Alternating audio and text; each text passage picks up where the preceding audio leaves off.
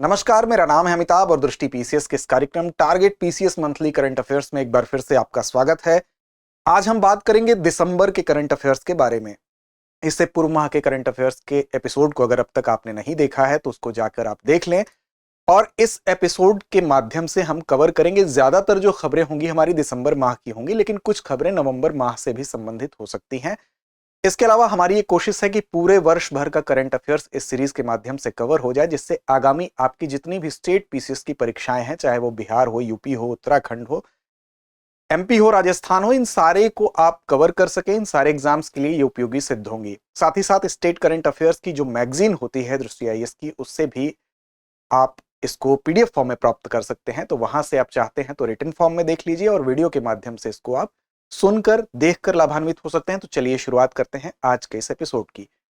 हमारा पहला जो राष्ट्रीय घटनाक्रम के अंतर्गत टॉपिक है, वो पहला टॉपिक है she box portal. She box portal यानी कि नाम से स्पष्ट है, एक पोर्टल है और इस पोर्टल को लॉन्च किया गया है इसलिए क्योंकि जो महिला सुरक्षा है सार्वजनिक स्थानों पर, उसको सुनिश्चित करने के लिए। तो कौन इसको लॉन्च किया है? महिला एवं बाल विकास मंत्रालय के द्वारा। पहला प्रश्न आपका यहीं से बन सकता है। और विशेष तौर पर जो कार्यस्थल होता है, अर्थात महिलाएं जहां पर कार्यस्थल पर कार्य करती हैं, वहां पर अगर उनके साथ किसी भी तरह की घटना होती है यौन उत्पीड़न से संबंधित, तो उसको रोकथाम करने के लिए, उसके निषेध के लिए, उसके निवारण के लिए जो अधिनियम था, यानी कि महिलाओं के यौन उत्पीड़न के लिए रोकथाम, निषेध और निवारण अधिनियम 2013, उसका क्रियान्वयन ठीक तरीके से हो सके और बेहतर हो सके, इसी दृष्टिकोण को ध्यान में रखते हुए शी बॉक्स जो पोर्टल है उसको लॉन्च किया गया है। क्या उद्देश्य है? तो उद्देश्य यही है कि महिलाओं का यहां पर जो यौन उत्पीड़न है उसको सुरक्षित रखना उससे, और उनकी शिकायतों का त्वरित समाधान करना। यानी कि यहां पर अगर महिलाएं शिकायत करती हैं तो एक तो गोपनीयता की भी, यहां पर गोपनीयता का भी ध्यान रखा जाएगा।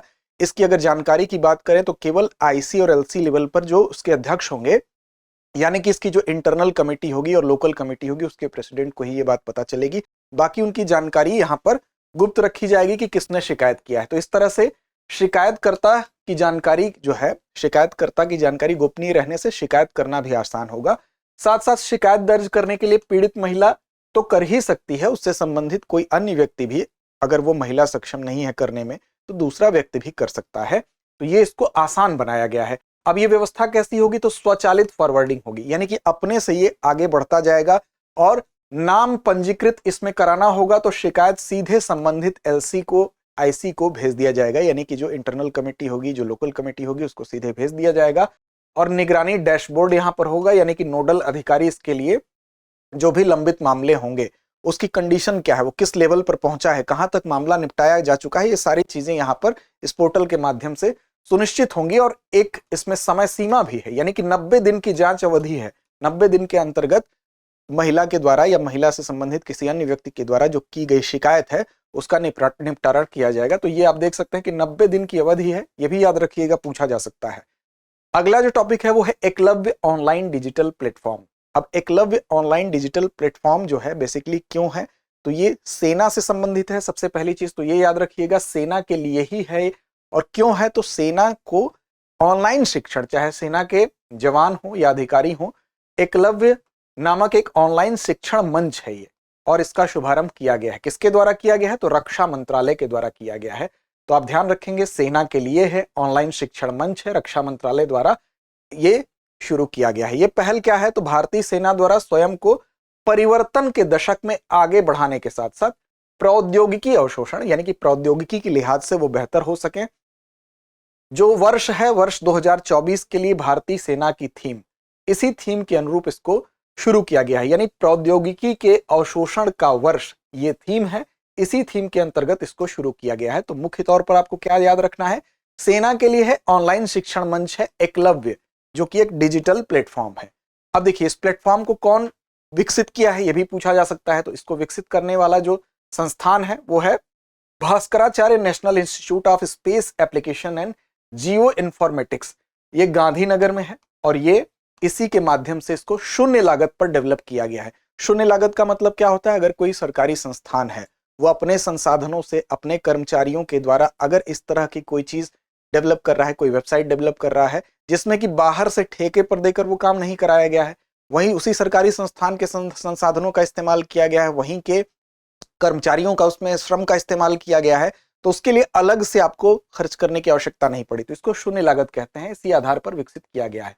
संस्थान का नाम याद रखेंगे, Bhaskaracharya national institute of space application and geo informatics. Short में भी कभी कभी ऑप्शन देता है, तो इसको भी याद रखेंगे। BSAG-N गांधीनगर के माध्यम से इसको डेवलप किया गया है। दूसरा है आपका ई दाखिल पोर्टल। ई दाखिल पोर्टल एक पोर्टल है, क्या है, तो हाल ही में जो उपभोक्ता कार्य विभाग है उसके द्वारा पूरे देश में इसको शुरू कर दिया गया है, ई दाखिल पोर्टल। यानी कि अभी तक पूरे देश में नहीं था, अधिकांश जगहों पर था। अगर हम बात करें तो ये 35 राज्य और केंद्र शासित प्रदेशों को मिलाकर था, लेकिन लद्दाख में भी ई दाखिल पोर्टल की शुरुआत के साथ अब ये पूर्ण रूप से संपूर्ण देश में लागू हो गया है। तो सभी राज्य और केंद्र शासित प्रदेशों में आरंभ हो गया है नवंबर 2024 में, लद्दाख में इसके शुभारंभ के साथ साथ। तो इसलिए ई दाखिल पोर्टल चर्चा में है। अब शुरुआत कब हुई थी, तो 7 सितंबर 2020 को ही राष्ट्रीय उपभोक्ता विवाद निवारण आयोग के द्वारा इसको लॉन्च किया गया था। तो यह भी आप याद रखेंगे कब लॉन्च हुआ था, तो 7 सितंबर 2020 को लॉन्च हुआ था। और लद्दाख में कब हुआ है, तो लद्दाख में आप तिथि याद रखेंगे कि नवंबर 2024 में जब लद्दाख में इसका शुभारंभ हो गया, तो पूरी तरह से संपूर्ण देश में ये लागू हो गया ई दाखिल पोर्टल। अब 2023 के अंत तक लद्दाख को छोड़कर 35 राज्य और केंद्र शासित प्रदेशों में लॉन्च हो चुका था।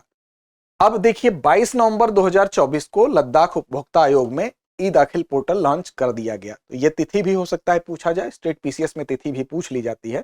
तो 22 नवंबर 2024 को लद्दाख में इसको ई दाखिल पोर्टल को लॉन्च करने की तिथि है।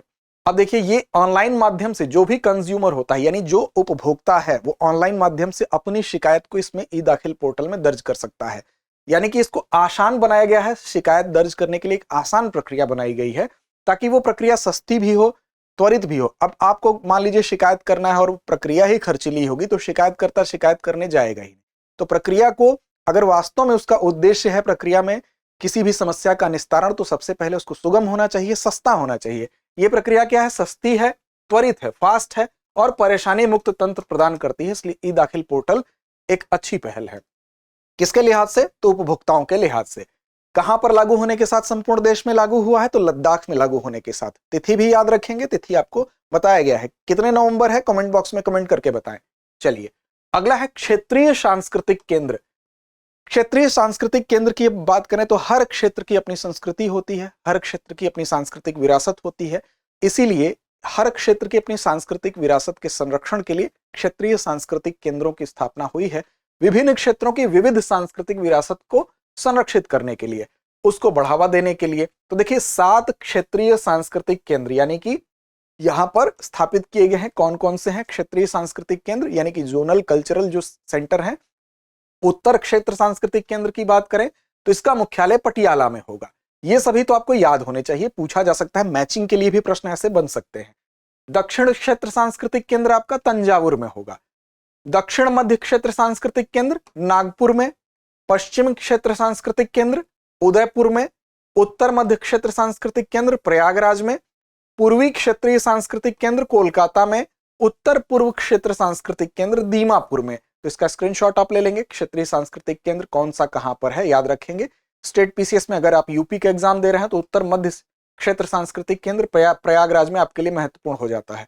चलिए अगला है अंतरराष्ट्रीय सौर गठबंधन में शामिल हुआ मोल्डोवा। अब देखिए मोल्दोवा अंतरराष्ट्रीय सौर गठबंधन में शामिल हो गया है। अब देखिए अंतरराष्ट्रीय सौर गठबंधन आप जानते हैं कि कब बना था, तो 2015 में भारत और फ्रांस के, भारत के ही तरफ से ये इनिशिएट किया गया था, PM मोदी द्वारा इनिशिएट किया गया था और भारत और फ्रांस के इसमें भागीदारी के साथ ही इसकी शुरुआत हुई थी वर्ष 2015 में पेरिस में। अब देखिए हाल ही में भारतीय विदेश मंत्रालय ने मोल्डोवा को अंतरराष्ट्रीय सौर गठबंधन में शामिल होने की घोषणा कर दी है और ये चौथे नंबर का देश है इसमें सम्मिलित होने वाला। तो 105वें नंबर का ये देश है, याद रखिएगा 105वां देश बन गया है मोल्दोवा ISA में सम्मिलित होने वाला। आर्मेनिया इससे पहले 104था देश था और इससे पूर्व आर्मेनिया जो है शामिल होने वाला 104था था। तो 104था कौन सा था और 105वां कौन सा था, दोनों याद रखेंगे। इस तरह से अब ये मोल्दोवा जो है इसमें शामिल हो गया। समझौता कहां पर हुआ, तो जो विदेश मंत्री है S जयशंकर और मोल्दोवा के उप प्रधानमंत्री मिहाई पोप्सोई के बीच में नई दिल्ली में ही इस पर हस्ताक्षर हुआ था और अंतरराष्ट्रीय सौर गठबंधन में 105वें सदस्य देश के रूप में इसको सम्मिलित कर लिया गया। ISA की परिकल्पना मैंने बताया है कि भारत फ्रांस सौर ऊर्जा समाधानों के लिए किया गया है, यानी कि सौर ऊर्जा के माध्यम से हम ऊर्जा ज्यादा से ज्यादा उत्पन्न करें ताकि जो हम ग्रीन एनर्जी की तरफ बढ़ सकें और ज्यादा से ज्यादा जो जीवाश्म ईंधन है उसको हम उस पे जो डिपेंडेंसी है उसको कम कर सके, ताकि जलवायु परिवर्तन के विरुद्ध जो प्रयास है उसमें एक गति आ सके। अब ये एक संयुक्त प्रयास के रूप में शुरू हुआ, इसका मुख्यालय भी आपसे पूछा जा सकता है तो भारत में है, याद रखिएगा। और ये इसका जो अंतरिम सचिवालय है वो गुरुग्राम में ही स्थापित किया गया है, इसको भी आप याद रखेंगे। अगला है अंतरराष्ट्रीय घटनाक्रम के अंतर्गत ही रोमानिया और बुल्गारिया शेंगेन क्षेत्र में शामिल हुए हैं। शेंगेन क्षेत्र क्या है? तो शेंगेन क्षेत्र बेसिकली जो यूरोप है, यूरोप में जो देश हैं, यूरोपीय देशों के अंतर्गत एक सीमा रहित क्षेत्र है, समझ लीजिए। यानी कि शेंगेन क्षेत्र में जो जो देश होंगे, यानी कि ये यूरोप में अगर आप ये देख रहे हैं मैप, मान लीजिए इतने देश मिला के इसमें कई देश हैं, शेंगेन क्षेत्र है, तो इस देश में इनकी आंतरिक सीमा नहीं मानी जाएगी। यानी कि इस क्षेत्र में जो भी देश है यहां पर आप आवागमन आराम से कर सकते हैं, आवाजाही फ्री हो जाती है इस देश में। यानी अलग अलग राज्यों में घूमना आपके लिए परमिशन हो जाता है। जैसे एक देश से दूसरे देश में आप जाते हैं तो सीमा पर जो औपचारिकताएं होती हैं उसके लिहाज से एक तरह से सीमा रहित ये हो जाता है शेंगेन क्षेत्र के अंतर्गत। तो यूरोपीय संघ के शेंगेन क्षेत्र में शामिल कौन सा देश हुआ है? तो रोमानिया और बुल्गारिया, ये दो देश हैं जो कि इसमें शामिल हो गए हैं। देख सकते हैं आप, यहाँ पर रोमानिया है और यहाँ पर बुल्गारिया है, ये भी अब इस क्षेत्र के अंतर्गत आ गए हैं।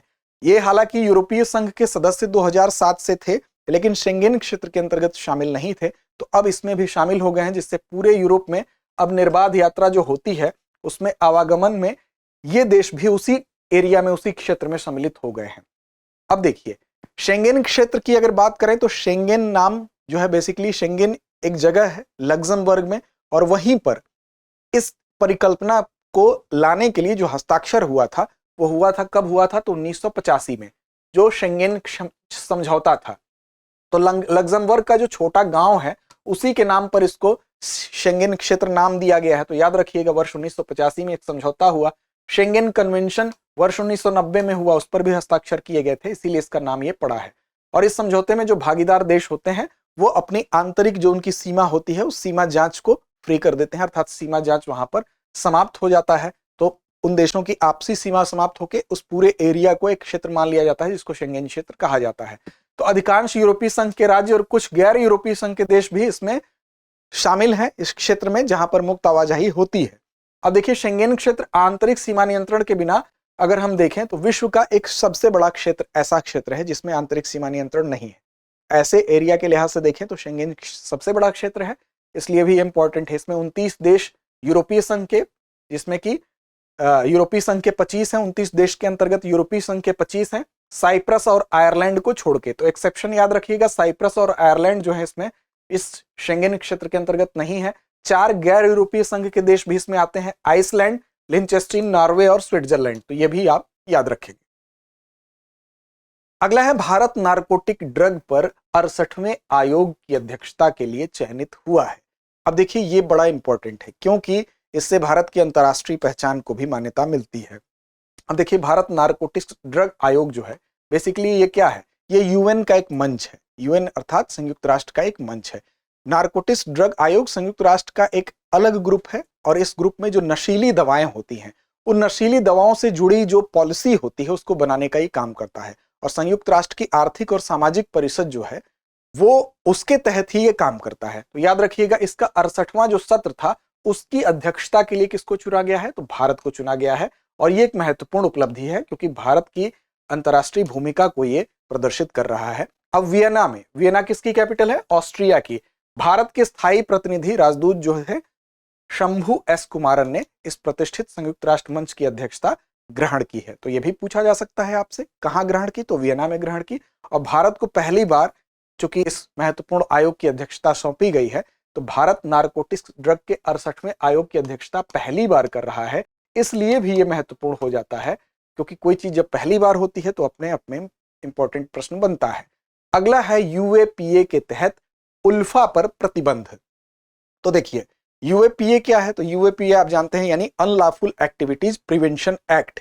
इसके तहत, इस एक्ट के तहत उल्फा पर जो प्रतिबंध है वो लगाया गया है। तो गृह मंत्रालय ने विधि विरुद्ध क्रियाकलाप निवारण अधिनियम 1967 यूएपीए के तहत उल्फा पर प्रतिबंध को 5 वर्षों के लिए और बढ़ा दिया है। यानी कि प्रतिबंध पहले से ही थे, इस प्रतिबंध को और बढ़ा दिया गया है। तो उल्फा, जैसा कि आप जानते हैं, United liberation front of Asom. अब ये क्या है? तो उल्फा एक सक्रिय सशस्त्र उग्रवादी संगठन है और 1979 से ही 1979 से ही ये क्या कर रहा है, 1979 से ही ये अलग असम की मांग कर रहा है। तो ऐसे में इस पर जो प्रतिबंध है वो किसके अंतर्गत लगाया गया है? तो याद रखिएगा, जो अनलॉफुल एक्टिविटीज प्रिवेंशन एक्ट 1967 की धारा 35 है, वो धारा 35 ये कहती है कि कोई भी संगठन या कोई भी व्यक्ति अगर अलगाववाद को बढ़ावा देता है या वो आतंकवाद को बढ़ावा देता है तो सरकार उसको अवैध आतंकवादी संगठन या ऐसी गतिविधियों के कारण आतंकवादी घोषित कर सकती है। तो इसी के तहत पहली बार इस पर वर्ष 1990 में प्रतिबंध लगाया गया था और इस प्रतिबंध को समय समय पर नवीनीकृत किया जाता रहा है और उसी कड़ी में फिर से इसमें 5 वर्ष का प्रतिबंध लगा दिया गया है। अंतिम बार वर्ष 2019 में ये बढ़ाया गया था और फिर इस पे 5 वर्ष का प्रतिबंध और आगे के लिए बढ़ा दिया गया है। अगला है संविधान की प्रस्तावना में समाजवादी और पंथ निरपेक्ष। समाजवादी और पंथ निरपेक्ष जो शब्द हैं ये चर्चा में क्यों आए? देखिए, हाल ही में हुआ ये था, आप जानते हैं कि 42वां संविधान संशोधन भारत में हुआ, जिसको मिनी कॉन्स्टिट्यूशन भी कहा जाता है, 1976 में हुआ था और इसमें ये दोनों शब्द भारत के संविधान में ये शब्द जोड़े गए थे। क्या क्या जोड़ा गया था? तो प्रस्तावना में समाजवादी और पंथ निरपेक्ष ये दोनों शब्द 1976 में ही 42वें संविधान संशोधन के माध्यम से आए थे। अब इसमें हाल ही में क्या हुआ कि सुप्रीम कोर्ट में एक याचिका दायर की गई थी, इस याचिका को ही खारिज कर दिया गया, जिसमें क्या कहा गया था कि भारतीय संविधान की प्रस्तावना में जो समाजवादी और पंथ निरपेक्ष शब्द हैं उसके शामिल किए जाने को इस याचिका के माध्यम से चुनौती दी गई थी कि इसको शामिल नहीं किया जाना चाहिए। अब देखिए, सर्वोच्च न्यायालय ने अपने फैसले में कहा कि 42वें संविधान संशोधन अधिनियम 1976 के माध्यम से संविधान की प्रस्तावना में शामिल किए गए जो समाजवादी और पंथ निरपेक्ष शब्द हैं वो शामिल रहेंगे, इस पर किसी तरह का कोई प्रभाव नहीं रहेगा, तो ये प्रभावी बना रहेगा। अगला है संविधान दिवस 2024। अब देखिए, आप जानते हैं कि भारत का संविधान 26 नवंबर 1949 को अंगीकृत किया गया था। अब इसी में क्या है कि 26 नवंबर को हम क्या करते थे, अगर वर्ष 2015 से पहले अगर देखेंगे तो इसको राष्ट्रीय विधि दिवस के रूप में हम सेलिब्रेट करते थे, लेकिन वर्ष 2015 के बाद से हम इसको संविधान दिवस के रूप में मनाया जाना इसको प्रारंभ हुआ। तो संविधान को अपनाने का जो 75 वर्ष है वो पूरा होता है 26 नवंबर 2024 को। इस वजह से संविधान दिवस 2024 का जो था ये महत्वपूर्ण हो जाता है। अब संविधान दिवस के अवसर पर भारत के जो प्रधानमंत्री हैं उन्होंने सर्वोच्च न्यायालय द्वारा आयोजित समारोह में भाग लिया। भारत का सर्वोच्च न्यायालय इस दिवस के अवसर पर 75 वर्ष पूरे होने के अवसर पर एक समारोह इसने आयोजित किया गया माननीय सर्वोच्च न्यायालय के द्वारा और यहाँ पर भारत के प्रधानमंत्री उपस्थित होते हैं और यहाँ पर 26/11 मुंबई हमले के पीड़ितों को भी याद किया गया। तो ये भी कथन इससे संबंधित है, याद रखिएगा। और ये क्या करता है, तो ये भारतीय संविधान की जो दृढ़ता है उसको व्यक्त करता है, उसको हम याद करते हैं, उसको रेखांकित करने के लिए ये दिवस मनाया जाता है। अब देखिए, वर्ष 2015 में सामाजिक न्याय और अधिकारिता जो मंत्रालय है उसने नागरिकों के संविधान के साथ एकीकरण को मजबूत करने के लिए 26 नवंबर की जो तिथि है उस तिथि को संविधान दिवस घोषित किया, यानी कि संविधान दिवस के रूप में घोषित किया गया। इससे पहले जो था वो क्या था, ये मनाया जाता था राष्ट्रीय विधि दिवस के रूप में। अब इस वर्ष जो ये समारोह है, हमारा संविधान हमारा स्वाभिमान, इस अभियान के तहत ही आयोजित किया गया, तो ये भी महत्वपूर्ण है।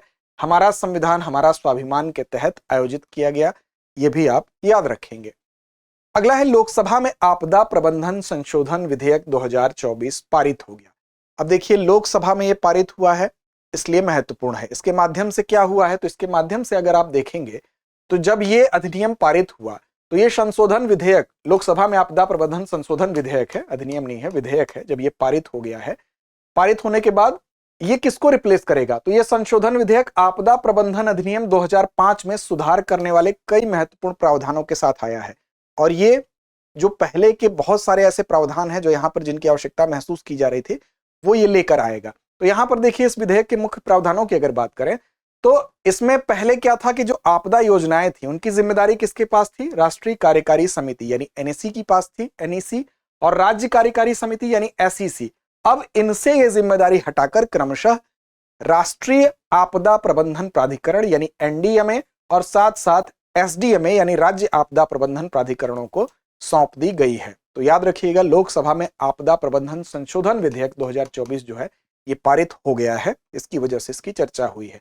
इसके माध्यम से क्या होगा, तो इसमें आपदा डेटाबेस बनाया जाएगा, यानी कि आपदा से रिलेटेड एक ऐसा डेटा का बेस तैयार किया जाएगा जिसमें कि सारे डेटा आपदा से रिलेटेड एक जगह होंगे। इसमें पुराने जो डेटा हैं कि कहां पर किस कारण से आपदा आई, वहां पर बचाव कार्य में क्या क्या किया गया, साथ ही साथ भविष्य में अगर कोई चेतावनी जारी की जाती है, कोई गाइडलाइन होती है, तो ये सारी चीजें एक जगह हो जाएंगी। यानी कि आपदा डेटाबेस की स्थापना इसके तहत इस विधेयक में करने की बात की गई है और ये राष्ट्रीय और राज्य स्तर पर एक व्यापक डेटाबेस बनाने का निर्देश दिया गया है। साथ ही साथ आपात स्थिति में क्या होगा, अब इसके लिए अगर आपको कोई भी पॉलिसी बनानी है, कोई भी योजना बनानी है, तो आप इस डेटाबेस से मदद ले सकते हैं। कोई भी चीज खोजने के लिए अलग अलग आपको नहीं भटकना है, एक जगह देख के उसका विश्लेषण करके आप पॉलिसी बना सकते हैं कि यहाँ पर आपदाओं की हिस्ट्री क्या रही है, उस समय बचाव कार्य किस तरह से किए गए, कौन सा बचाव कार्य ज्यादा इफेक्टिव रहा। तो इस तरह से आगे की पॉलिसी बनाने में ये आपको सहायक होगा। शहरी आपदा प्रबंधन प्राधिकरण, यानी कि राज्यों को शहरों और राजधानियों के लिए भी एक शहरी आपदा प्रबंधन प्राधिकरण स्थापित करने की भी अनुमति दी गई है। यानी राज्य अब क्या कर सकते हैं, शहरी आपदा प्रबंधन प्राधिकरण भी स्थापित कर सकते हैं, जिससे शहरी क्षेत्रों में जो आपदा प्रबंधन है उसको अधिक प्रभावी बनाया जा सकता है। क्योंकि शहरों में जनसंख्या की डेंसिटी ज्यादा होती है, ज्यादा लोग दूर दराज से आके शहरों में निवास करते हैं, तो इसके लिए स्पेशल प्रोविजन की भी अनुमति यहाँ पर दी गई है। आधारभूत पशुपालन सांख्यिकी 2024। अब देखिए, मत्स्य पालन, पशुपालन और डेयरी मंत्रालय, इसने राष्ट्रीय दुग्ध दिवस भी मनाया जाता है 26 नवंबर को, याद रखिएगा। तो इसी अवसर पर आधारभूत पशुपालन सांख्यिकी 2024 को जारी किया है। अब ये रिपोर्ट क्या है, ये रिपोर्ट एकीकृत नमूना सर्वेक्षण के मार्च 2023 से लेकर 24 के परिणामों पर आधारित है। अब इसमें विभिन्न चीजों के आंकड़े दिए गए हैं कि किसमें क्या स्थान रहा है, दूध के मामले में क्या स्थान रहा है, अंडे में प्रोडक्शन में क्या स्थान रहा है, मांस में क्या रहा है। तो बेसिकली जो पशुधन उत्पाद होते हैं, यानी पशुओं के जो प्रोडक्ट होते हैं, उसको लेकर जो प्रवृत्ति है उसको दर्शाया गया है। क्या क्या है, तो मुख्य तौर पर देखते हैं। तो इसमें सबसे पहले तो दूध के प्रोडक्शन को देखेंगे, मिल्क प्रोडक्शन को देखेंगे, लेकिन उससे पहले आपको बता दें कि जो 15% गांव हैं, यानी कि देश भर के जो 15% गांव हैं, उसको इसमें शामिल किया जाता है, जिसमें कि पशुधन संख्या को वहां पर देखते हुए ये देखा जाएगा कि उनसे मिल्क प्रोडक्शन, मांस प्रोडक्शन, ऊन और अंडे सहित जो प्रमुख पशुओं से संबंधित, जो पशुधन से संबंधित जो आंकड़े हैं वो यहाँ पर उपलब्ध होते हैं। अब ये इसमें मिल्क प्रोडक्शन की अगर बात करें तो 2023-24 में आप देखेंगे 239.30 मिलियन टन रहा, जो कि 2022-23 की तुलना में 3.78% की यहाँ वृद्धि, अनुमानित वृद्धि यहाँ पर इसमें बताई गई है। दूसरा है, अगर भारत में विश्व स्तर पर अगर आप मिल्क प्रोडक्शन की बात करेंगे तो आप जानते हैं सबसे बड़ा प्रोडक्शन, अगर मिल्क के मामले में बात करें तो भारत सबसे बड़ा उत्पादक यहाँ पर है, भारत विश्व में। अब शीर्ष 3 उत्पादक राज्यों में भारत में देखिए कौन है। तो सबसे ज्यादा मिल्क प्रोडक्शन की अगर बात करेंगे तो उत्तर प्रदेश पहले पायदान पर है, उसके बाद राजस्थान और फिर मध्य प्रदेश। इस रिपोर्ट के आधार पर बात हो रही है, हर वर्ष ये आंकड़े बदलते हैं, फिलहाल हम इसकी बात कर रहे हैं। प्रति व्यक्ति दुग्ध की उपलब्धता की अगर बात करें 2022-23 में 459 ग्राम प्रति दिन प्रति व्यक्ति थी, जो कि 2023-24 में 471 ग्राम प्रतिदिन हो जाती है। यानी कि इसमें 459 से 471 यानी कि वृद्धि देखी गई है। अंडे उत्पादन की बात करें तो 2023-24 में कुल उत्पादन 142.77 बिलियन था, जो कि वर्ष 2022-23 से अगर आप देखेंगे 3.18% अधिक थे। तो ये अनुमानित आंकड़ा था कि 2022-23 से लेकर 2023-24 में जो आंकड़ा है उसमें ये प्रोडक्शन 3.18% बढ़ा है। अगर अंडे की बात करें तो विश्व स्तर पर अंडे के प्रोडक्शन में भारत दूसरे पायदान पर है। शीर्ष 3 उत्पादक राज्य की बात करें, आंध्र प्रदेश पहले पर है, तमिलनाडु दूसरे पर है, तेलंगाना तीसरे पे है। ये इंपॉर्टेंट है और ये करंट में क्या पोजीशन है ये जरूर आपको देखना चाहिए, वो भी देख लीजिएगा। मांस उत्पादन की अगर बात करें तो वर्ष 2023-24 में 10.25 मिलियन टन था, वर्ष 2022-23 की तुलना में 4.95% की वृद्धि, एक अनुमानित वृद्धि यहां देखी गई। मांस में शीर्ष उत्पादक राज्य में कौन सा है, तो सबसे पहले पश्चिम बंगाल है, उसके बाद उत्तर प्रदेश है और फिर महाराष्ट्र है। तो ये भी इंपॉर्टेंट है, ये भी आप जान जाइए। अगला है क्या, तो ऊन उत्पादन। ऊन उत्पादन में देखिए वर्ष 2023-24 में ऊन उत्पादन 33.69 मिलियन किलोग्राम था, जो कि जिसमें कि 0.22% की वृद्धि यहां भी अनुमानित वृद्धि देखने को मिली। शीर्ष 3 उत्पादक राज्यों में बात करें, ऊन में पहले सबसे ज्यादा उत्पादन कहां होता है, तो राजस्थान में होता है, उसके बाद जम्मू कश्मीर में होता है और तब गुजरात में होता है। पशुधन वृद्धि की भी बात कर ली जाए तो 2014-15 से 2022-23 तक यह क्षेत्र 7.38% स्थिर मूल्यों पर, यानी कि अगर मूल्य को, इन्फ्लेशन को हटा दिया जाए, महंगाई को हटा दिया जाए, मूल्य को स्थिर मान लिया जाए, तो स्थिर मूल्यों पर 7.38% की चक्रवृद्धि वार्षिक वृद्धि से बढ़ा है। चक्रवृद्धि वार्षिक वृद्धि का मतलब कि 7.38% अगर इस साल बढ़ा है तो 7.38% अगले वर्ष भी बढ़ेगा, इतना ही उसके बाद भी बढ़ेगा। लेकिन कैसे? जैसे मान लीजिए कि 100 रुपया आपने इस पे 7% बढ़ा, तो आप मान लीजिए अगले साल 107 हो गया, तो अगली साल जो 7% बढ़ेगा वो 107 का 7% बढ़ेगा। इसी बात को यहां पर चक्रवृद्धि वार्षिक वृद्धि कह रहा है, यानी कि ब्याज के साथ उसको मूलधन मानते हुए उस पर फिर जो ब्याज की दर होगी। तो इस तरह से ये ग्रोथ रेट कितनी रही? 7.38% स्थिर मूल्यों पर। कृषि में पशुधन के सकल मूल्य वर्धित यानी जीवीए की हिस्सेदारी 24.32% थी, जो कि 2014-15 से बढ़कर 30.38% हो गई 2022-23 का जो आंकड़ा था उसके हिसाब से। आगे देखिए, अगला है न्यूज हमारा कि लघु वित्त बैंकों को यूपीआई आधारित क्रेडिट लाइनें प्रदान करने की अनुमति। लघु वित्त बैंक क्या है? तो एक छोटे लोगों के लिए, जैसा किसान हो गया, छोटा कोई कामगार हो गया, उसके लिए फाइनेंस करने के लिए, उसको लोन देने के लिए ये एक पहल की गई है। उसके लिए ही ये वित्त बैंक जो होते हैं, लघु वित्त बैंक की अवधारणा आई थी। अब इसमें यूपीआई, आप जानते हैं यूपीआई के माध्यम से पैसे का लेन देन आजकल बहुत आम प्रचलन हो गया है। अब इसमें प्री अप्रूव्ड लोन दिया जाएगा, यानी कि यूपीआई से जुड़ा है अगर कोई छोटा किसान है तो उसके लिए एक पहले से अप्रूव्ड लोन होगा। मान लीजिए कि उसके लिए 50,000 का लोन प्री अप्रूव्ड लोन है। अब उसके लिए उसको दौड़ भाग नहीं करना होगा। अगर प्री अप्रूव्ड है तो उसके लिए वो शीघ्र वो लोन आसानी से प्राप्त कर सकेगा, अपने मोबाइल के माध्यम से प्राप्त कर सकेगा, किसी प्रकार की कागजी कार्रवाई, बहुत भाग दौड़ की आवश्यकता नहीं होगी। तो लघु वित्त बैंकों को यूपीआई आधारित क्रेडिट लाइनें प्रदान करने की अनुमति दी गई है। अब ये भारतीय रिजर्व बैंक ने ये लघु वित्त बैंक जो होते हैं उनको यूपीआई के माध्यम से, यानी कि एकीकृत भुगतान इंटरफेस के माध्यम से पूर्ण स्वीकृत लेनी, यानी प्री अप्रूव्ड जो लोन होता है वो प्रदान करने की अनुमति दे दी है। लघु वित्त बैंक आपको बताया गया कि विशेष तरह के बैंक होते हैं जो कि भारतीय रिजर्व बैंक इनको कंट्रोल करने का काम करता है। ये बैंकिंग विनियमन अधिनियम 1949 के तहत काम करते हैं और इसकी घोषणा 2014-15 के बजट में की गई थी। याद रखिएगा, ये भी एक प्रश्न है।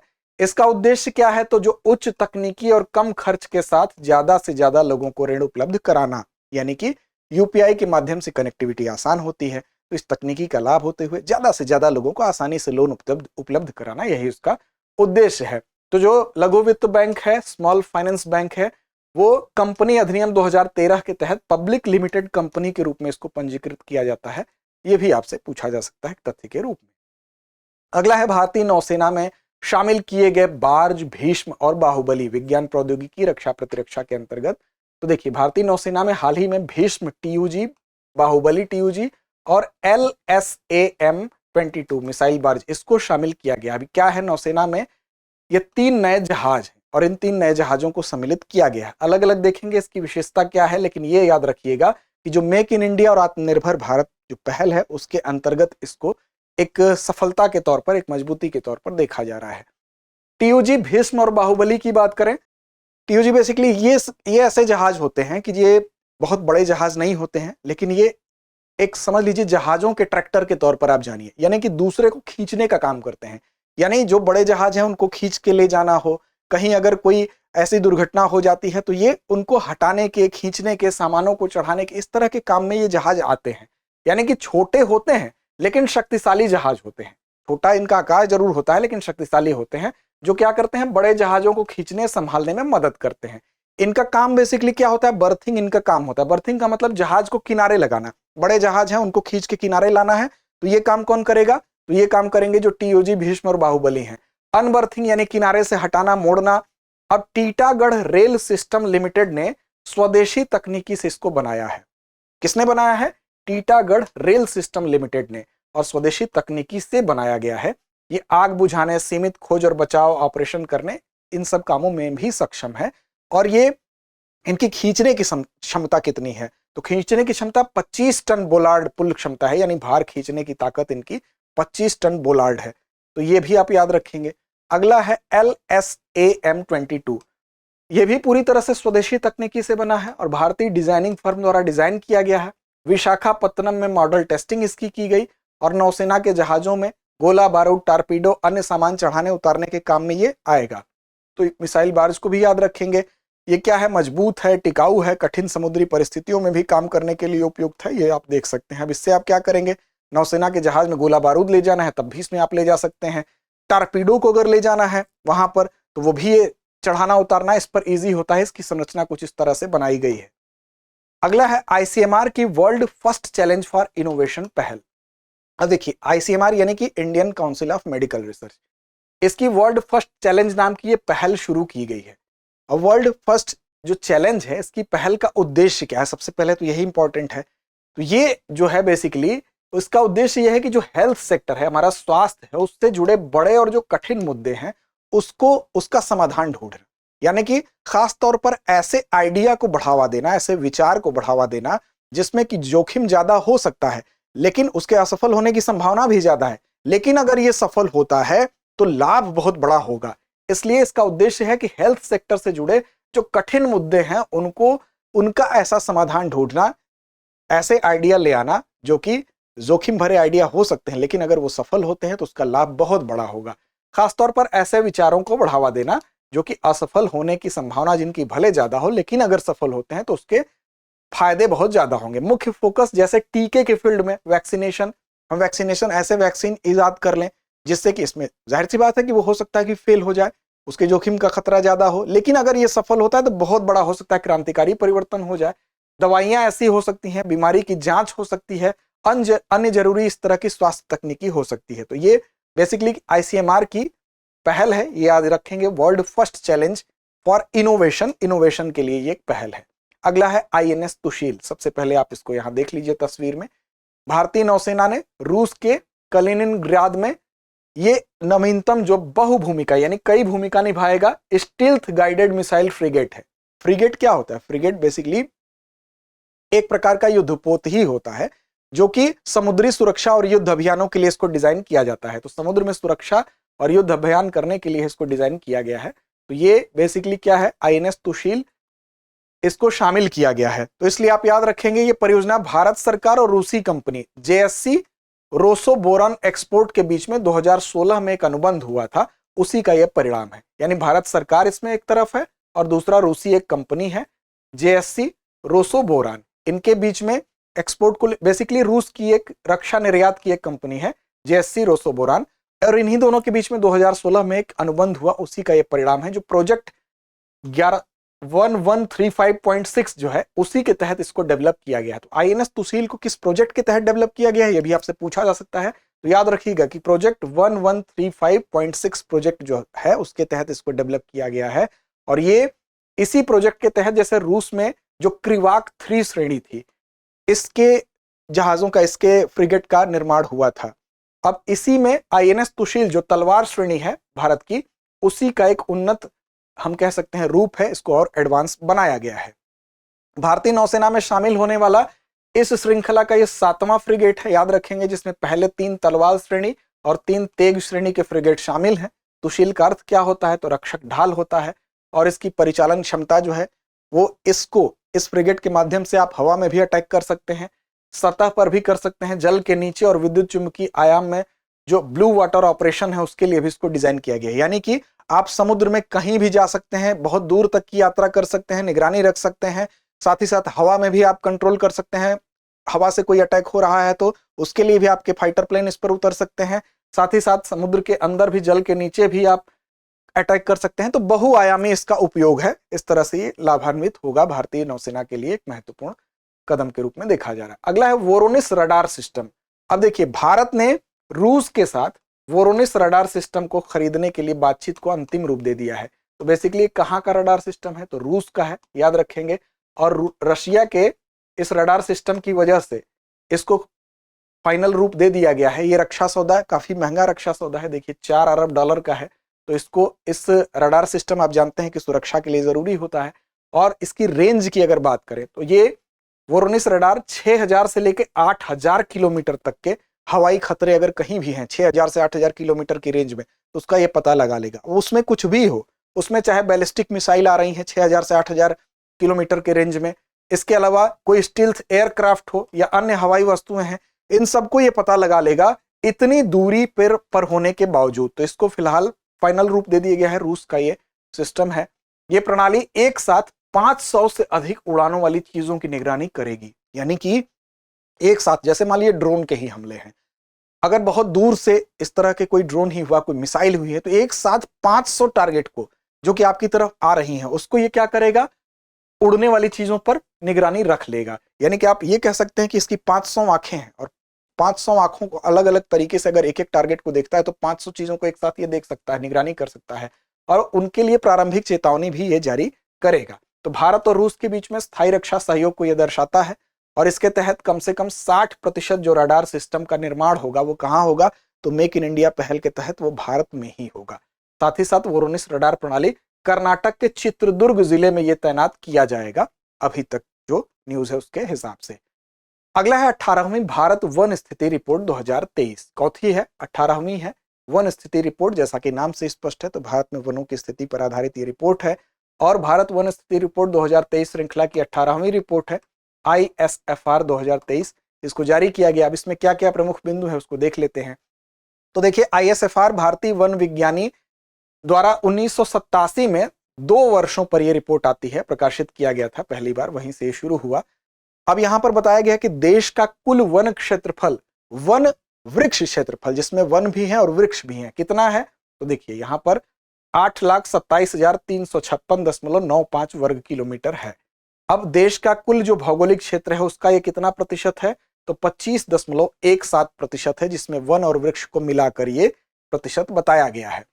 कुल वन क्षेत्रफल की अगर बात करें जिसमें कि वृक्ष अगर नहीं शामिल रहेंगे तो वो 21.76% है, जो कि कुल वन क्षेत्रफल की बात करें तो 7,15,342.61 वर्ग किलोमीटर है, जो कि 21.76% है। और वन और वृक्ष दोनों मिला देंगे तो कितना है, तो 25.17%। और केवल अगर वन की बात करेंगे तो 21.76%। वृक्षों की अगर केवल बात करें तो 3.41% है।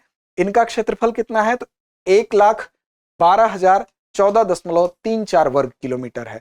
वन और वृक्ष आवरण में अगर वृद्धि की बात करें तो देश में वन और वृक्ष आवरण में कितनी वृद्धि हुई है, तो 1445.81 वर्ग किलोमीटर की वृद्धि हुई है, पूछा जा सकता है आपसे। वनावरण में अगर बात करेंगे, ये वन और वृक्ष दोनों की बात यहां की गई है, ध्यान रखिएगा। केवल अगर वनावरण की बात करेंगे तो 156.41 वर्ग किलोमीटर की वृद्धि हुई है। सबसे अधिक वृद्धि कहां हुई है, तो सबसे अधिक वृद्धि वन और वृक्ष अगर दोनों को मिला के देखेंगे तो छत्तीसगढ़ में हुई है। देख लीजिए, वन और वृक्ष को मिला के सबसे ज्यादा वृद्धि छत्तीसगढ़ में हुई है, 684 वर्ग किलोमीटर। फिर उसके बाद उत्तर प्रदेश में हुई है, तो ये भी याद रखेंगे, 559 वर्ग किलोमीटर। ये वन और वृक्ष को मिला के बात हो रही है। फिर ओडिशा में हुई है 559 वर्ग किलोमीटर, फिर राजस्थान में हुई है। और अधिकतम वृद्धि केवल वनावरण की बात करेंगे तो सबसे ज्यादा वृद्धि कहां पर हुई है, मिजोरम में हुई है। तो पहले नंबर पर अगर केवल वनावरण की बात होगी तो मिजोरम में, और वनावरण और वृक्षावरण दोनों मिला के बात होगी तो छत्तीसगढ़ में, पहले पायदान की बात कर रहे हैं। तो सबसे ज्यादा वनावरण की वृद्धि मिजोरम में हुई है 242 वर्ग किलोमीटर, फिर गुजरात में है और उसके बाद ओडिशा में है। आगे देखिए, अब सबसे ज्यादा वृद्धि तो हमने देख ली, अब कमी कहां पर हुई है, तो सबसे ज्यादा जो कमी दिखाई देगी वो आपको वो दिखाई दे रही है मध्य प्रदेश में, यानी कि 612.41 वर्ग किलोमीटर यहां पर कमी दिखाई दे रही है। फिर कर्नाटक, फिर उसके बाद लद्दाख, फिर नागालैंड का नंबर आएगा। क्षेत्रफल के अनुसार सबसे अधिक वन क्षेत्र कहां पर है, तो मध्य प्रदेश में अभी भी क्षेत्रफल के लिहाज से सबसे ज्यादा वन है, क्षेत्रफल यहां दर्शाया गया। उसके बाद अरुणाचल है, उसके बाद छत्तीसगढ़ है। तो ये तीनों का क्रम आप याद रखेंगे कई बार। सबसे अच्छा तरीका तो यह है कि 5-5 की क्रम कम से कम मिनिमम आपको याद होने चाहिए। सर्वाधिक कहां है, सबसे कम कहां है, और वृद्धि जो है वो 3-3 कम से कम याद रखेंगे। वनावरण के प्रतिशत के लिहाज से अगर देखेंगे, परसेंटेज सबसे ज्यादा कहां है, यानी कि उसके क्षेत्रफल में वनों का क्षेत्र सबसे ज्यादा प्रतिशत के लिहाज से कहां है, तो इसमें लक्षद्वीप पहले पायदान पर है। यहाँ पर लक्षद्वीप के क्षेत्रफल के 91.33% पर वन है, तो लक्षद्वीप पहले पायदान पर है। उसके बाद मिजोरम है, यहाँ पर 85.34% है। फिर अंडमान निकोबार द्वीप समूह है जहां 81.62% है। मैंग्रोव आवरण की बात कर लें तो भारत का मैंग्रोव आवरण 4,991.68 वर्ग किलोमीटर है। कुल भौगोलिक क्षेत्रफल के लिहाज से केवल 0.15% है। 2021 से अगर देखेंगे तो मैंग्रोव आवरण में आपको कमी दिखाई दे रही है, जो कि ये इस विषय में सोचना चाहिए। अब 2021 से 7.43 वर्ग किलोमीटर की यहाँ पर कमी इंगित की गई है, इसको इसको ध्यान रखिएगा। गुजरात में देखें मैंग्रोव आवरण में 36.39 वर्ग किलोमीटर की कमी हुई है। आंध्र प्रदेश महाराष्ट्र में क्रमशः 13.01 वर्ग किलोमीटर और 12.39 वर्ग किलोमीटर की वृद्धि वहीं पर दिखाई दी है। तो गुजरात में कमी दिखाई दी है 36.39 वर्ग किलोमीटर की। अगला है भारत का 57वां बाघ अभयारण्य कहां पर है? तो भारत का 57वां बाघ अभयारण्य, ध्यान रखिएगा यह 57वें की बात हो रही है, लेकिन अगर बाघ अभयारण्य की बात की जाएगी तो भारत में जो 58 बाघ अभयारण्य हो चुके हैं, टाइगर रिजर्व। अब इससे ज्यादा अभी क्या हो चुके हैं कि नहीं हो चुके हैं, जरा कमेंट बॉक्स में आप कमेंट करके बताइए। 58वां फिलहाल याद रखिएगा कि माधव राष्ट्रीय उद्यान को देश का 58वां बाघ अभयारण्य घोषित किया गया, जो कि कहां पर है? ये नया राष्ट्रीय उद्यान मान्यता पाने वाला राज्य का जो 58वां जो है, ये जो जिसको टाइगर रिजर्व घोषित किया गया है माधव राष्ट्रीय उद्यान को, तो ये बेसिकली अगर एमपी की बात करें तो ये 9वां होगा, ठीक है। और कुल अगर नंबरिंग के हिसाब से देखें तो 58वां होगा। यहाँ 57वें की बात हम कर रहे हैं, तो रातापानी वन्यजीव अभयारण्य को आधिकारिक तौर पर बाघ अभयारण्य यानी टाइगर रिजर्व घोषित किया गया है, और ये मध्य प्रदेश का 8वां था। और माधव राष्ट्रीय उद्यान जिसको टाइगर रिजर्व घोषित किया गया वो 9वां है, याद रखेंगे। और ये चौथा था, 57वां था। रातापानी टाइगर रिजर्व कहां पर है? तो रायसेन और सीहोर जिलों में स्थित है। इसका कुल क्षेत्रफल यहाँ पर देख सकते हैं आप 1271.4 वर्ग किलोमीटर है। राष्ट्रीय बाघ संरक्षण प्राधिकरण यानी एनटीसीए के माध्यम से पर्यावरण, वन एवं जलवायु परिवर्तन मंत्रालय द्वारा इसको अनुमोदित किया गया है। तो ये आप याद रखेंगे, क्रम भी याद रखेंगे। अब देखिए कुछ चर्चित व्यक्तित्वों पर चर्चा कर लेते हैं। संजय मल्होत्रा की बात करेंगे तो भारतीय रिजर्व बैंक जो है उसके नए गवर्नर नियुक्त होने की वजह से संजय मल्होत्रा की चर्चा थी। शशिकांत दास की इन्होंने जगह ली थी। हेमंत सोरेन की बात कर लें तो झारखंड के मुख्यमंत्री बनने वाले चौथी बार, ये पहले व्यक्ति हैं, इस वजह से इनकी चर्चा थी। झारखंड मुक्ति मोर्चा के नेता हेमंत सोरेन जो है चौथी बार मुख्यमंत्री बने हैं। इससे पहले अगर देखेंगे तो 3-3 बार बनने वाले दो लोग आपको दिखाई देंगे, शिबू सोरेन और भाजपा नेता अर्जुन मुंडा भी 3-3 बार मुख्यमंत्री रह चुके हैं। हेमंत सोरेन झारखंड के पहले नेता जिन्होंने चौथी बार मुख्यमंत्री पद की शपथ ली है, इसलिए भी ये इंपॉर्टेंट हो जा रहे हैं। जॉर्जिया मेलोनी की बात करेंगे तो इटली की जो प्रधानमंत्री जॉर्जिया मेलोनी है उनको पॉलिटिको द्वारा यूरोप में सबसे शक्तिशाली व्यक्ति के रूप में मान्यता दी गई है, इसकी वजह से ये चर्चित हैं। 2022 में इटली की पहली महिला प्रधानमंत्री बनी थी, तब भी चर्चा में आई थी। जाकिर हुसैन मशहूर तबला वादक, इनका निधन हुआ, इसकी वजह से चर्चित रहे।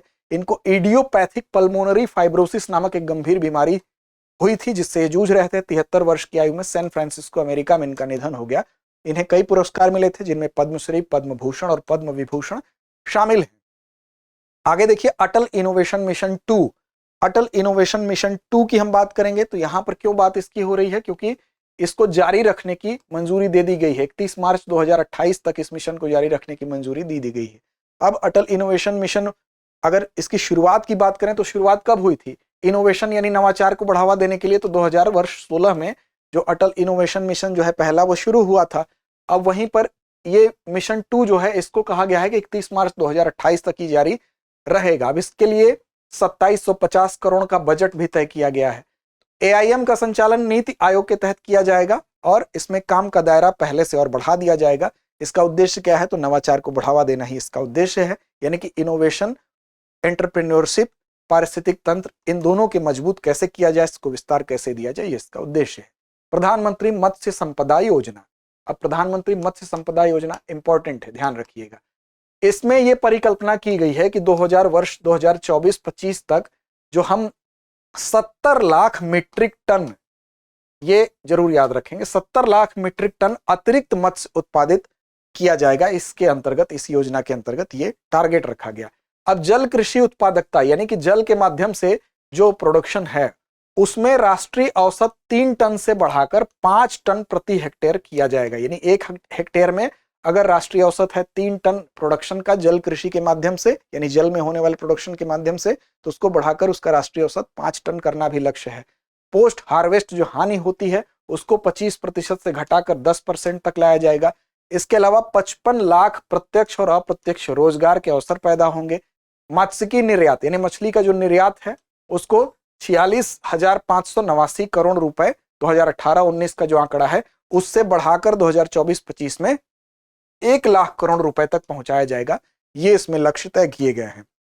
अब देखिए योजना की बात कर लें तो इसका उद्देश्य क्या है? तो भारत में जो मत्स्य पालन का क्षेत्र है यानी मछली पालन का जो क्षेत्र है वो सतत और जिम्मेदार विकास के माध्यम से एक नीली क्रांति की तरफ हम बढ़े, नीली क्रांति लाने की बात करें, ये इसका उद्देश्य है। यानी कि मत्स्य पालन उद्योग को हम ज्यादा से ज्यादा बढ़ा सकें। योजना वर्ष 2020-21 से वित्त वर्ष 2024-25 तक 5 वर्षों की अवधि के लिए सभी राज्य और केंद्र शासित प्रदेशों में लागू की जा रही है। अब इसमें देखिए संस्थागत ऋण जो है उसको भी बढ़िया हम कर सकें, यानी कि अगर किसी मछुआरे को लोन चाहिए, ऋण चाहिए, तो वो हम आसानी से उसको दिला सकें, इसकी व्यवस्था इसके अंतर्गत की गई है।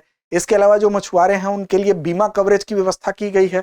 साथ ही साथ वित्तीय सहायता दी जाए, किसान क्रेडिट कार्ड की सुविधा भी प्रदान की जाए ताकि नीली क्रांति का जो लक्ष्य है वो हासिल किया जा सके। बीमा सखी योजना, बीमा सखी योजना क्या है? तो बीमा सखी योजना देखिए महत्वपूर्ण है, ये आप नोट कर लीजिएगा, इंपॉर्टेंट है। इसकी शुरुआत पीएम मोदी के द्वारा की गई है। जो एलआईसी के एजेंट हैं वो बनाई जाएंगी महिलाएं, और महिलाओं को आर्थिक रूप से सशक्त करना ही इसका लक्ष्य है। तो क्या उद्देश्य है? तो महिलाओं को आर्थिक रूप से मजबूत बनाना और वित्तीय समावेशन को बढ़ाना। बीमा सखी वो महिलाएं होंगी जिनकी आयु क्या है उसके लिए पात्रता दी गई है। एक तो वो उनका महिला होना जरूरी है, दूसरा यह है कि उनकी उम्र जो है सीमा 18 साल से 70 साल के बीच होनी चाहिए। मिनिमम योग्यता की बात करें तो 10वीं पास महिलाएं भी बीमा सखी बन सकती हैं। इसमें पहले वर्ष उनको 7,000 रुपए प्रति माह की दर से वजीफा मिलेगा, दूसरे वर्ष 6,000 प्रति माह की दर से और तीसरे वर्ष 5,000 प्रति माह की दर से।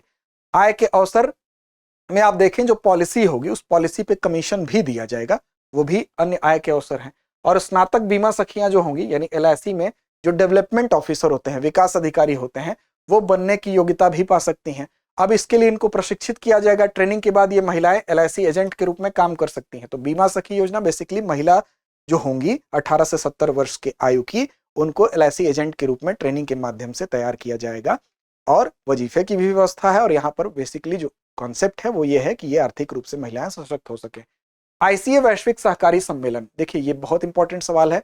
आईसीए वैश्विक सहकारी सम्मेलन की बात करेंगे तो भारत ने पहली बार, हम कह सकते हैं कि ये भारत में इसका आयोजन हो रहा है।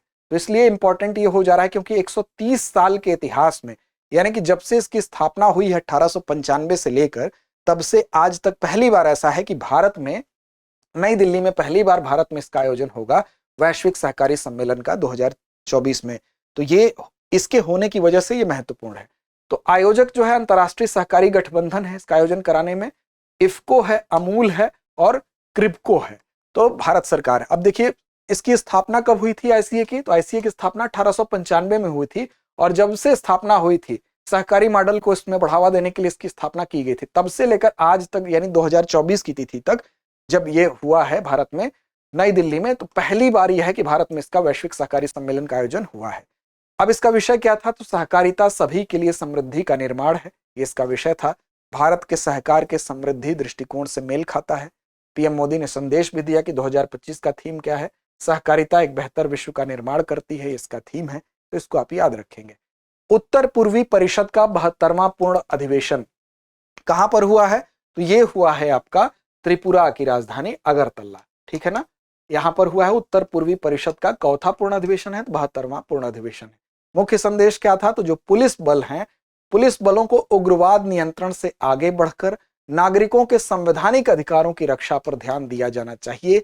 यहां पर यह मुख्य संदेश दिया गया। इसकी स्थापना 1971 में हुई थी संसद के अधिनियम के द्वारा। पूर्वी परिषद की स्थापना 1971 में हुई थी, याद रखिएगा। इसकी भूमिका पूर्वोत्तर क्षेत्र के आर्थिक और सामाजिक विकास को एक नोडल एजेंसी के तौर पर यह काम करता है कि इसके अंतर्गत ये जो पूर्वी हमारे जो राज्य हैं उनका सामाजिक आर्थिक विकास कैसे किया जा सके। सदस्य राज्यों को देखेंगे तो अरुणाचल प्रदेश, असम, मणिपुर, मेघालय, मिजोरम, नागालैंड, सिक्किम और त्रिपुरा इसके सदस्य राज्य हैं। QS world university ranking sustainability 2025। अब देखिए क्वाकेरली साइमंड्स, जिसको क्यूएस सार्ट में कहते हैं, उसी के द्वारा जो वर्ल्ड यूनिवर्सिटी रैंकिंग सस्टेनेबिलिटी 2025 जारी की गई है, इसमें क्या रैंक रही है वर्ल्ड यूनिवर्सिटी में, भारत की कौन कौन सी यूनिवर्सिटी रही उसको भी देखते हैं। तो बेसिकली इसमें इस रैंकिंग में 78 भारतीय विश्वविद्यालय आप देखेंगे शामिल हैं। रैंकिंग में 3 प्रमुख स्तंभ हैं जिन पर ध्यान दिया जाता है। कौन कौन से हैं? तो एक पर्यावरणीय प्रभाव, सामाजिक प्रभाव और शासन, इन तीनों पर ध्यान दिया जाता है। अब देखिए पर्यावरणीय प्रभाव को अगर देखेंगे तो आईआईटी दिल्ली जो है वो 55वां स्थान पाया है पूरे विश्व में, और आईआईटी कानपुर जो है 87वां स्थान पाया है पूरे विश्व में। वैश्विक शीर्ष 100 यूनिवर्सिटी जो है उसके अंतर्गत ये दोनों भारत की तरफ से शामिल है। पर्यावरणीय स्थिरता की अगर बात करेंगे तो आईआईटी बॉम्बे भारत में पहले स्थान पर है और विश्व में 38वां स्थान पाया है। पर्यावरण शिक्षा की बात करेंगे तो आईआईटी दिल्ली विश्व स्तर पर 32वां स्थान पाया है। गवर्नेंस समानता की बात करेंगे तो मणिपाल यूनिवर्सिटी है, भारत में अग्रणी है, समानता में विश्व स्तर पर 390वां स्थान इसका है। सामाजिक प्रभाव की बात करेंगे तो आईआईटी दिल्ली विश्व स्तर पर 362वां स्थान है, रोजगार व परिणाम में भारत में पहले स्थान पर है और विश्व में 116वां स्थान। ज्ञान का आदान प्रदान दिल्ली विश्वविद्यालय भारत में प्रथम, विश्व स्तर पर 121वां स्थान है। इसी तरह से आप देख सकते हैं कि विश्वविद्यालय का नाम और भारत में रैंक अगर देखेंगे तो आईआईटी दिल्ली पहले स्थान पर है, उसके बाद आईआईटी खड़गपुर, फिर आईआईटी बॉम्बे, फिर आईआईटी कानपुर, आईआईटी मद्रास। और विश्व में रैंक देखेंगे तो आईआईटी दिल्ली की विश्व में रैंक 171 है, खड़गपुर आईआईटी की 202 है। इसी तरह से अन्य रैंकिंग यहाँ पर दी गई है। अब देखिए अगला है नेटवर्क तत्परता सूचकांक 2024। वॉशिंगटन डीसी में पोर्टुलांस इंस्टीट्यूट है, उसके द्वारा इसको प्रकाशित किया गया है। तो किसके द्वारा प्रकाशित किया गया है? पोर्टुलांस इंस्टीट्यूट के द्वारा प्रकाशित किया गया है। कहां पर है? तो वॉशिंगटन डीसी में है। नेटवर्क तत्परता सूचकांक 2024 है और भारत ने इसमें 49वां स्थान प्राप्त किया है। यानी कि अगर पहले से देखें तो 11 स्थानों का सुधार है। पहले स्थान क्या था? तो पहले स्थान 60वां था, 11 स्थान का सुधार यहाँ पर देखा गया है। इस सूचकांक में विभिन्न देशों का मूल्यांकन जो किया जाता है वो शासन, नागरिक सहभागिता और प्रौद्योगिकी के उपयोग के आधार पर किया जाता है। भारत के स्कोर को देख लें तो 2023 में इसका स्कोर 49.93 था और अब बढ़कर 2024 में 53.63 हो गया। अब डिजिटल बुनियादी ढांचा, नवाचार, इन दोनों ही फील्ड में जो महत्वपूर्ण विकास है उसको दर्शाता हुआ ये स्कोर है, जिसमें कि 11 स्थानों का सुधार करने के साथ भारत 49वें स्थान पर पहुंचा है। विश्व आर्थिक मंच द्वारा जारी यात्रा और पर्यटन विकास सूचकांक 2024 में भारत को 119 देशों में कौन सा स्थान मिला है? तो 39वां स्थान मिला है। तो ध्यान रखिएगा, विश्व आर्थिक मंच द्वारा जारी होता है यात्रा और पर्यटन विकास। यात्रा और पर्यटन विकास सूचकांक में भारत का स्थान क्या है? तो भारत का स्थान 39वां है। कितने देशों में? 119 देशों में। अगला है ऑपरेशन अभियान सैन्य अभ्यास पे नजर डालते हैं। तो 11वां राष्ट्रीय समुद्री खोज बचाव अभ्यास ये कहां पर हुआ? तो कोच्चि तट पर हुआ, 11वां था। और ये बेसिकली आयोजित जो हुआ है इस अभ्यास में, इसमें समुद्री सुरक्षा को मजबूत करने में अंतर्राष्ट्रीय सहयोग का जो इंपॉर्टेंस है, जो महत्व है, उसको उजागर किया गया है। इस वर्ष के अभ्यास की थीम क्या थी? तो क्षेत्रीय सहयोग के माध्यम से खोज और बचाव क्षमताओं को बढ़ाना। अगला है संयुक्त सैन्य अभ्यास अग्नि योद्धा 2024। भारतीय सेना और सिंगापुर किसके बीच हुआ है? अग्नि योद्धा 2024 भारतीय सेना और सिंगापुर के सशस्त्र बलों के बीच में है।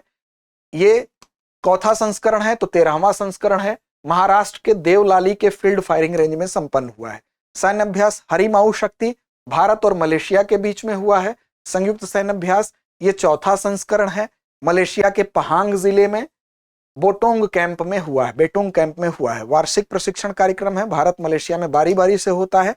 पिछले साल 2023 में भारत में मेघालय में हुआ था, उमरोई छावनी में, और इस वर्ष कहां पर हुआ है? ये हुआ है मलेशिया के पहांग जिले में। अगला है डेजर्ट नाइट युद्ध अभ्यास। इसमें भारत, फ्रांस, संयुक्त अरब अमीरात यानी भारत, फ्रांस और यूएई, इसमें त्रिपक्षीय हवाई युद्ध अभ्यास है। 3 दिन तक ये चला है।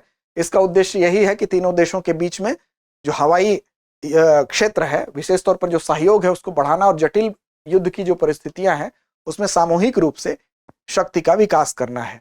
अब इसमें भारतीय वायुसेना के विभिन्न विमान जैसे सुखोई, 30 MKI, जगुआर, ये सारे इसमें शिरकत किए।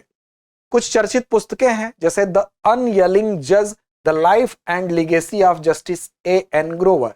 इसकी लेखिका कौन है? तो गौरी ग्रोवर है, न्यायमूर्ति A.N. ग्रोवर की पोती हैं, और इन्होंने इस पुस्तक को लिखा है द अनयलिंग जज, the life and legacy of justice A.N. Grover. A.N. Grover जो है बेसिकली केशवानंद भारती जो मामला था उससे संबंधित है, और 1973 का जो केशवानंद भारती मामले में संविधान के मूल ढांचे सिद्धांत को बनाए रखने में इनकी भूमिका थी। अब इसी पर न्यायमूर्ति A.N. ग्रोवर के जीवन और उनके योगदान के विषय में लिखी गई पुस्तक है। दूसरी है bring it on the incredible story of my life. ये किसने लिखा है? तो दीपा मलिक ने लिखा है। जानते हैं कि जो पैरालंपिक हुआ था उसमें दीपा मलिक पदक धारक रही हैं। भारत की पहली महिला पैरा ओलंपिक पदक विजेता रही हैं 2016 में, जो रियो ओलंपिक हुआ था उसमें। इनकी किताब है, इसलिए इंपॉर्टेंट है, याद रखिएगा, पूछा जा सकता है। Bring it on the incredible story of my life Deepa Malik की किताब है। इन्होंने रजत पदक जीता था रियो ओलंपिक में। Beyond the Higgs boson, the W boson, ये आशुतोष कोटवाल के जीवन और उनके वैज्ञानिक योगदान पर केंद्रित है। माणिक कोटवाल द्वारा ये लिखी गई है। जेरी पिंटो ने इसको अनुवादित किया है। आशुतोष कोटवाल ने हिग्स बोसान की खोज में इंपॉर्टेंट भूमिका निभाई थी। और 2013 में यूरोपीय भौतिक समाज उच्च ऊर्जा कण भौतिकी पुरस्कार भी इनको पहले मिल चुका है। तो याद रखेंगे the beyond the Higgs boson, the W boson basically किन्होंने लिखा है, तो इन्हीं की आशुतोष कोटवाल की मदर है। कौन है? आशुतोष कोटवाल की मदर है माणिक कोटवाल, इन्होंने ही लिखा है। अब ये क्या थे? तो ये आशुतोष कोटवाल हिग्स बोसान की जो खोज थी उसमें महत्वपूर्ण भूमिका इन्होंने निभाई थी। चर्चित स्थान की बात करेंगे तो देखिए कैस्पियन सागर चर्चित था। कजाकिस्तान की सरकारी स्वामित्व वाली एक ऊर्जा कंपनी है जिसका नाम है काज मुनिया गैस। काज मुनिया गैस जो है वो कैस्पियन सागर के पास जो है प्रदूषित हुआ था। उस प्रदूषित क्षेत्र को साफ करने का काम किया है। इसके तट पर महत्वपूर्ण तेल अपशिष्ट थे, उसको शुद्ध किया गया है। इसकी वजह से कैस्पियन सागर चर्चा में था। कैस्पियन सागर को यहाँ आप देख सकते हैं जो कि कजाकिस्तान, यहाँ पर तुर्कमेनिस्तान, उसके बाद ईरान, यहाँ पर अजरबैजान, यहाँ पर रशिया, इनसे ये घिरा हुआ है और ये कैस्पियन सागर की स्थिति है। इसके तटों पर जो तेल अपशिष्ट था उसको शुद्ध करने का काम कजाकिस्तान की ऊर्जा कंपनी ने किया है। अब ये प्रदूषण और ग्लोबल वार्मिंग का इफेक्ट था जिसकी वजह से यह हुआ था। इसकी सीमाओं को आपको बताया ही है किससे किससे लगती हैं। और तकनीकी रूप से ये जो झील है कैस्पियन सागर, ये बेसिकली क्या है? झील है और विश्व की सबसे बड़ी अंतर्देशीय जल निकाय भी है। प्रमुख नदियों की बात करें तो वोल्गा, यूराल, टेरेक इसमें गिरती हैं। अब देखिए यहाँ पर गोलन हाइट्स भी चर्चा में था। गोलन हाइट्स आप देख सकते हैं कि लेबनान, सीरिया, जॉर्डन और इजराइल के बीच में यह क्षेत्र आपको दिखाई दे रहा है। इसका स्थान अगर देखेंगे तो दक्षिण पश्चिम सीरिया जॉर्डन नदी घाटी के ऊपरी भाग में स्थित है। 1200 वर्ग किलोमीटर गोलन हाइट्स का क्षेत्रफल है। और बाइबिल के शरण स्थल एक शहर था गोलान, उसी से ये नाम लिया गया है, गोलन हाइट्स नाम है। इसकी सीमा की बात करेंगे तो माउंट हरमोन इसके उत्तर में है, यारमुक नदी इसके दक्षिण में है, जॉर्डन नदी और गैलीली सागर, ठीक है, गैलीली सागर ये वाला है, ये पश्चिम में है, वादी अल रुक्काद पूर्व में है। तो ये इसकी स्थिति है। क्यों चर्चा में था? तो बेसिकली इजराइल जो है यहाँ पर जनसंख्या दोगुनी करने की योजना को घोषित किया था, इसी की वजह से यह गोलन हाइट्स जो है चर्चा में आया था। अब कुछ पुरस्कार हैं, जैसे doctor Martin Luther king junior वैश्विक शांति पुरस्कार किसको मिला? पीएम मोदी को दिया गया है, इस वजह से इंपॉर्टेंट है। समावेशी विकास अल्पसंख्यक समुदाय की भलाई में योगदान के लिए दिया गया। इसका उद्देश्य क्या है? तो शांति, न्याय, अल्पसंख्यक सशक्तिकरण को बढ़ावा देने वाले नेताओं को ये सम्मानित करता है। Doctor Martin Luther king junior वैश्विक शांति पुरस्कार, याद रखिएगा, इंपॉर्टेंट है। टर्नर पुरस्कार 2024 के विजेता कौन है? तो भारतीय मूल की स्कॉटिश कलाकार है, मूल भारतीय मूल की है लेकिन स्कॉटिश कलाकार हैं, जसलीन कौर को दिया गया। कृति इनकी क्या है? Alter. Champions of the earth पुरस्कार पारिस्थितिकविद माधव गाडगिल को दिया गया है। आपको पता होगा माधव गाडगिल जो है पश्चिमी घाट पारिस्थितिक तंत्र के विशेषज्ञ पैनल के अध्यक्ष भी रहे हैं और संयुक्त राष्ट्र के सर्वोच्च पर्यावरण सम्मान के रूप में चैंपियंस ऑफ द अर्थ पुरस्कार को जाना जाता है। तो माधव गाडगिल को यह पुरस्कार मिला है पश्चिमी घाट जैव विविधता संरक्षण विकास के प्रभावों के अध्ययन के लिए। ऑर्डर ऑफ मुबारक अल कबीर सम्मान की बात करेंगे तो यह भी पीएम मोदी को मिला है। कुवैत के अमीर शेख मेशल अल अहमद अल जबर अल सबा के द्वारा। उद्देश्य क्या है? तो भारत कुवैत की जो फ्रेंडशिप है, मित्रता है और सद्भावना है, उसके प्रतीक के रूप में। स्थापना की बात करेंगे इस पुरस्कार की 1974 में कुवैत के शासक मुबारक अल सबाह की स्मृति में इसको स्थापित किया गया था। 2024 ओपीसीडब्ल्यू द हेग पुरस्कार भारतीय रासायनिक परिषद को दिया गया है, याद रखिएगा। ओपीसीडब्ल्यू राज्यों के सम्मेलन के 29वें सत्र में यह दिया गया। उद्देश्य क्या है? रासायनिक हथियार निषेध में योगदान के लिए। कौन प्राप्त किया है? भारतीय रासायनिक परिषद प्राप्त किया है। कौन सा पुरस्कार? ओपीसीडब्ल्यू द हेग पुरस्कार। साहित्य अकादमी पुरस्कार 2024 अंग्रेजी का किसको मिला है? तो ईस्टरीन कीर को मिला है, नागालैंड की लेखिका है। इनकी कृति क्या है? स्पिरिट नाइट्स है। तो स्पिरिट नाइट्स को अंग्रेजी के साहित्य अकादमी पुरस्कार दिया गया है। स्वॉर्ड ऑफ ऑनर पुरस्कार, याद रखिएगा, इंपॉर्टेंट है, अयोध्या के राम मंदिर को दिया गया है। किसके द्वारा प्रदान किया गया? तो इंग्लैंड की संस्था ब्रिटिश सेफ्टी काउंसिल ने जो अयोध्या का राम मंदिर है उसको स्वॉर्ड ऑफ ऑनर दिया है। फिडे विश्व शतरंज चैंपियनशिप 2024 की बात करें, डी गुकेश मात्र 18 साल के हैं, सबसे कम उम्र के विश्व चैंपियन बने हैं। स्थान कहां पर था, कहां पर बने विश्व चैंपियन? तो सिंगापुर में। किसको हराए हैं? ये भी इंपॉर्टेंट है, चीन के डिंग लीरेन को हराए हैं। अन्य उपलब्धियों की बात करेंगे तो इतिहास में तीसरे सबसे युवा ग्रैंड मास्टर भी हैं, 2750 फीडे रेटिंग पाने वाले सबसे युवा खिलाड़ी भी हैं, भारत के दूसरे विश्व चैंपियन भी ये हैं। इससे पहले विश्वनाथन आनंद थे, तो पहले विश्वनाथन आनंद 2007, 2008, 2010, 2012 में विश्व चैंपियन थे। ये भारत के दूसरे हैं, डी गुकेश विश्व चैंपियन।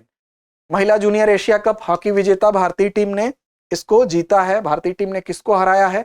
भारतीय टीम ने पेनाल्टी शूटआउट में 3-2 से चीन को हराकर ये भारतीय महिला जूनियर एशिया कप भारतीयों ने जीता है। चीन को पराजित किया 3-2 से, तो ये याद रखिएगा। हैदराबाद के एक 8 वर्षीय दिविथ रेड्डी अंडर-8 विश्व कैडेट शतरंज चैंपियनशिप के विजेता है। ये भी इंपॉर्टेंट प्रश्न है, इसको पूछा जा सकता है, क्योंकि हैदराबाद के केवल 8 वर्ष के ये हैं दिविथ रेड्डी, और अंडर-8 विश्व कैडेट शतरंज चैंपियनशिप इन्होंने जीता है। तो डी गुकेश के साथ सबसे युवा तो वो हैं, ये 8 वर्षीय बालक भी जीता है, इसको भी याद रखिएगा। चक्रवात चीडो क्यों चर्चा में है? तो मोजाम्बिक चैनल में स्थित है एक फ्रांसीसी द्वीप कह सकते हैं हिंद महासागर क्षेत्र में, मायोट, उसको इसने क्या किया? प्रभावित किया। ये द्वीप इसलिए चर्चा में है क्योंकि ये फ्रांस का एक उपनिवेश था। यहाँ पर कई द्वीप समूह थे जिस पर फ्रांस ने जब अपना उपनिवेश बनाया तो उस पर अधिकार किया था फ्रांस ने। लेकिन एक समय आया जब वर्ष 1904 में कोमोरोस सहित पूरे द्वीप समूह पर जब फ्रांस का कब्जा हो गया, तो 1974 में यहाँ पर एक जनमत संग्रह कराया गया और वहां पर 95% जो द्वीप समूह के लोग अलग अलग होने का समर्थन कर दिए। लेकिन मायोट जो द्वीप था वहां पर आप देखेंगे तो 63% लोगों ने फ्रांसीसी बने रहने के पक्ष में मतदान किया था। फिलहाल चक्रवात चीडो याद रखिएगा इसी मायोट पर प्रभावित है, और यह सबसे फ्रांस के क्षेत्र की अगर बात करेंगे तो सबसे निर्धन क्षेत्रों में जाना जाता है। किसान कवच क्या है भाई? तो विज्ञान एवं प्रौद्योगिकी मंत्रालय ने भारत का पहला कीटनाशक रोधी एक बॉडी सूट है, यानी कि इसको पहना जाएगा और फिर कीटनाशक का अगर छिड़काव होता है तो ये सुरक्षित रखेगा। तो किसानों के कवच के रूप में काम करेगा, इसीलिए इसका नाम किसान कवच रखा गया है। ये रसायनों से त्वचा के संपर्क में, अगर त्वचा हमारे रसायनों के संपर्क में आएंगे तो नुकसान होगा, तो किसानों को सुरक्षित रखने के लिए इसको डिजाइन किया गया है। इसमें ऑक्सीम फैब्रिक टेक्निक है, उसका उपयोग किया गया है। ऑक्सीम फैब्रिक याद रखिएगा। तो जब छिड़काव होता है तो कपड़े या शरीर पर छिड़के जाने वाले किसी भी जो कीटनाशक है उसको ये रासायनिक रूप से क्या करेगा? विघटित कर देगा, यानी कि नुकसान नहीं करेंगे। तो ये याद रखेंगे। अब बारी है अभ्यास प्रश्न की। अब आपके जिम्मे छोड़ते हैं कुछ अभ्यास प्रश्न जिसका जवाब आपसे अपेक्षित है कमेंट बॉक्स में। पहला प्रश्न आपके लिए कि हाल ही में किस मंत्रालय ने एकलव्य नामक ऑनलाइन शिक्षण मंच का शुभारंभ किया?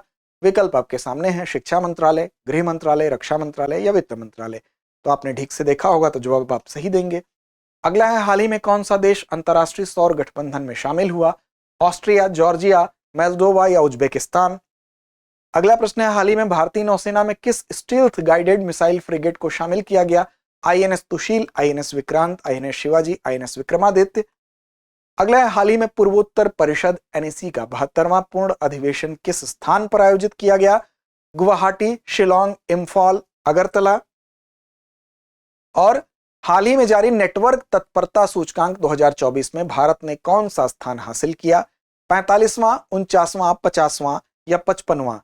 तो निरंतरता का अभ्यास विश्वसनीयता का मानक है। इस सीरीज को निरंतर अगर आप देखेंगे तो हमें विश्वास है कि आपके वर्ष भर के करंट अफेयर्स से आप लाभान्वित होंगे, उसको तैयार करेंगे और स्टेट पीसीएस के सभी एग्जाम्स के लिए आपके लिए महत्वपूर्ण ये श्रृंखला साबित होगी।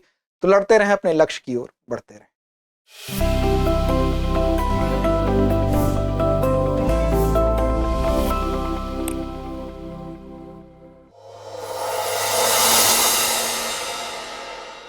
अब एग्जाम की तैयारी को और बेहतर करने के लिए हमारे चैनल को लाइक, शेयर और सब्सक्राइब करना ना भूलें।